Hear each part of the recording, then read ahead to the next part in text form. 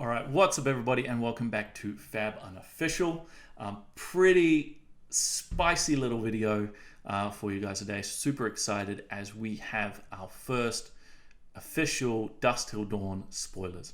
For you guys that aren't aware, the Calling Singapore happened weekend just gone, and James White himself was there to reveal the new Light Illusionist and Shadow Runeblade cards. Now, Prism Advent of Thrones is the new Light Illusionist, which I'll talk about in another video. But what I want to talk about today is Vynnset, the new Shadow Runeblade, which James spoiled at that event.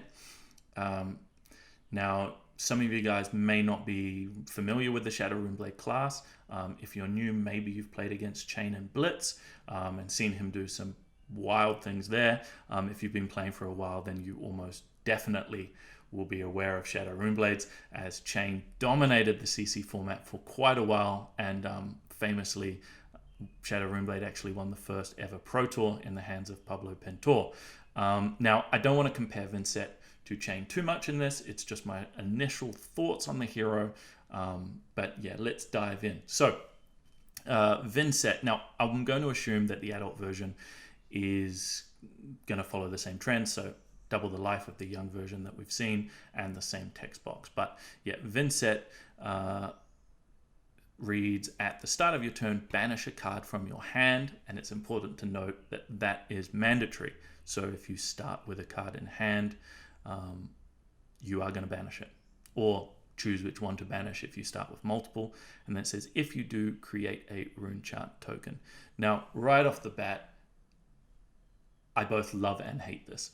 I love it because I read it and it is immediately more balanced than what they gave to us in Chain. And I'm also a little skeptical because obviously being forced to banish a card from your hand, it's not the best thing. Like, it is definitely can be a downside. If you get caught without a Blood Debt card in hand, or your opponent presents a certain amount of damage and you're forced to block a certain way and left to banish something that you wouldn't want to. There's a ton of stuff that makes this mandatory ability really, really interesting. But I do think it's going to be cool for deck building. There's going to be a lot of considerations there. And I do like that it's a build around. Right, you can build your deck in a way pretty clearly, even with the card pool we already have, where you're not really losing a card because you get to banish a Blood Debt, and for that you get a rune chant. Now, second ability reads, whenever you play a shadow non-attack action, you may pay 1 life. If you do, the next rune chant effect that would deal damage this turn can't be prevented. Now, this is really cool. So obviously the two abilities work quite well together. The first ability allows you to create a rune chant, and the second ability gives you an option to make that rune chant damage unpreventable, which means they are going to take 1 arcane. And if you guys have a look through the Shadow Runeblade sort of card pool, you'll notice there's a lot of cards that care about you making auras, aka rune chants, and if your opponent has taken arcane damage. So definitely opens up a lot of possibilities, and just the combination of these two things I'm already hyped about. I think it is going to be a ton of really cool deck building. I love the flavor, the whole, Vynnset, clearly she's stuffed herself full of needles. So who knows? I'm assuming she's trying to damage herself to sort of, reach some otherworldly power and release demons and deal arcane and who knows what. And you definitely get that feel from the text box. And the art is absolutely spectacular. But as soon as I see Shadow Runeblade, the text box is almost irrelevant for the thing that I'm most excited for, and that I think makes Vynnset already a really powerful hero, and that is simply the equipment suite. So Shadow Runeblades might be the most busted equipment suite in the game, and I'll lay out like an example. If in the head slot you have Arcanite Skullcap, which provides you 3 block value, in the chest slot you're playing Carrion Husk, which is providing 6 block from 1 card. Absolutely insane. The mainstay staple of Runeblade classes, which is the Grasp of the Arcanite, which is again another 3 block, along with a really, really relevant ability, and then potentially the most broken equipment in the game in Spellbound Creepers, which, along with an absolutely insane ability, which I'll let you guys read about, or you probably know already, it also provides another 1 block. So if you can time that, it's just nuts. And I will say that Spellbound Creepers, I think, will work quite well with Vynnset, because obviously the tricky thing with Spellbound Creepers was always, if you use it early, you need to keep up the arcane damage in order to keep it around and satisfy its clause of having dealt arcane equal to the number of spellbind counters on it. Now, Vynnset's ability allows you to push 1 guaranteed, 1 rune chant damage guaranteed, which is arcane.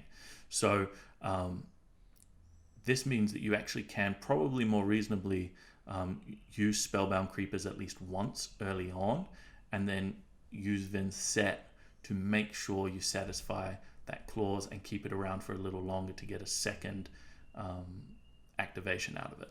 So the equipment suite is absolutely insane, and I haven't even touched on the utility options that you have in the form of Ebb and Fold, which obviously with Blood Debt cards allows you to sort of banish a card which you're going to be able to play anyway, and draw a card, all for 1 resource, and gives you access to Spell Void 2, which is great against the wizard classes. And a card that I think is going to see a lot of play is Vexing Quillhand. Obviously provide you the Arcane Barrier 1 for things like the Mirror, and then the ability to make 2 rune chants just for free, I think is going to be really, really good with the Runegate cards. Obviously, for instance, if you have the Phantom Banshees, Vynnset's ability, you just keep the red one in your hand, start the turn, you banish Phantom Banshees to Vynnset's ability, make a rune chant, and then you sacrifice Vexing Quillhand, which means you go up to 3,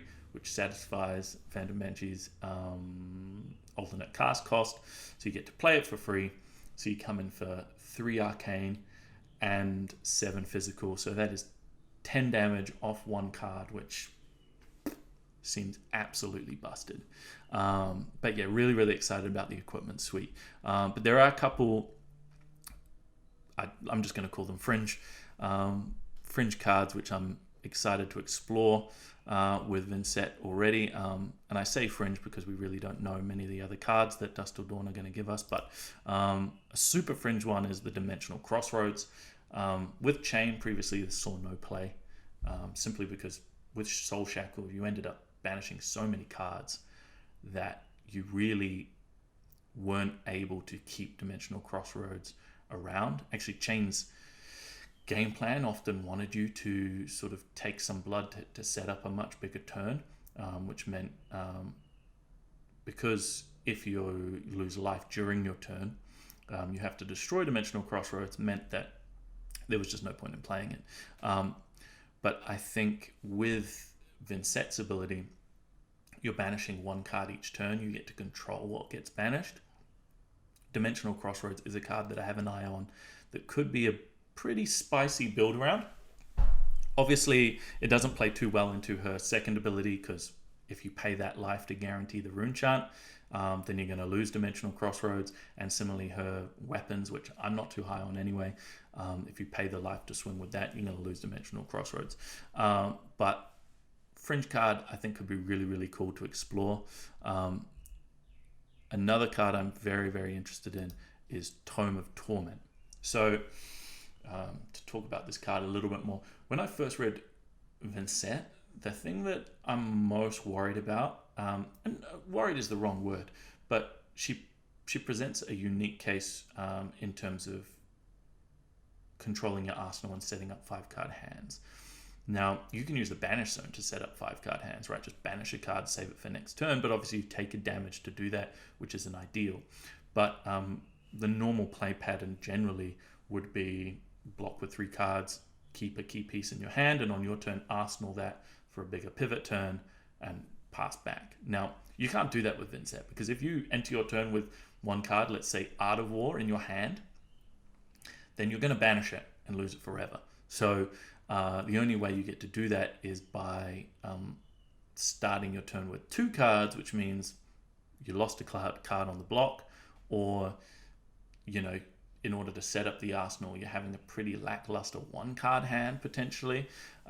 So presents some problems. Tome of Torment is a card that I think can help you work around that. So, for instance, the play pattern I sort of see happening is you block with 3 cards, start your turn with Tome of Torment, which you're going to banish to Vynnset to make a rune chant, and then you're going to use your 1 action point to play Tome of Torment and draw a card. Now that card you can arsenal, and you get to set up something for later turn, start with a 5-card hand and get that arsenal card. Now obviously you use your action point for that, but you're using an action point, but you gained a rune chant anyway, and the Tome of Torment is trading for a random card, which on average is going to be about 3. So like, maybe it's good. I think it's an interesting play pattern to explore. I really like just playing tomes and drawing cards anyway, but I think it could be pretty spicy. So I'm interested to see how things play out and what other cards we get. But Tome of Torment is definitely something I have my eye on. Similarly, the last card I'll sort of talk about is Rattlebones. Now I have loved this card for since Crucible came out. For you guys that don't know, Viscerai was actually the first hero I started playing, and I really wanted Rattlebones to work, but obviously the best use case for Rattlebones is when you can force Arcane, which is an ability that Vynnset gives us. So I'm really, really excited about Rattlebones. So obviously Rattlebones' second paragraph reads, if you have dealt arcane damage to an opposing hero this turn, you may play Rattlebones as though it were an instant. So because it has go again, if you get to play it at instant speed, you will gain an action point, right? Which means, you know, similar play pattern. Easy play pattern is if you have a stray rune chant and you just come in with an attack that doesn't have go again, if they take that rune chant damage, then Rattlebones can now be played at instant speed. So even though the attack is not going to give you another action point, you get to Rattlebones, gain that action point back, and then continue with your turn. Or if the attack did have go again, you're going to end up with 2 action points, which opens up a whole other world of possibilities and play patterns. But the first line of text on Rattlebones, banish target Runeblade attack action from your graveyard, you may play it this turn. So really cool card. You get to cycle through extra copies of things that I'm going to be very, very good in Vynnset with cards like Meet and Greet and Consuming Volition. But also really key is that you banish that Runeblade attack action card, and then you're playing it from your banish. So if you banish a card that has Runegate and you meet the Runegate requirements in terms of you have enough rune chants in play, then you're going to be able to play that for its Runegate cost, which is 0. So I think potentially a really powerful card in Vynnset, and to top it all off, it blocks 3. So at the worst case, you're going to be able to block it and use it to stop the bleeding on their turn. But yeah, couple cards. I'm quite excited to see if we get an opportunity to build with in Vynnset. But yeah, really, really excited. Love the flavor. I think LSS have done an amazing job in giving us what is a more balanced Runeblade hero, and super excited to see what else we get to do with her. But yeah, let me know what you think. Hit me up in the comments if you think there's any other cards that you think are pretty spicy and are excited to play with. But yeah, I cannot wait for Dusk Till Dawn to release. I am chomping at the bit to get deck building and start playing. So yeah, next video I'm going to be talking about Prism and a ton of stuff that can go on there. But yeah, first reaction to Vynnset, I'm really, really stoked and excited. So yeah, until next time.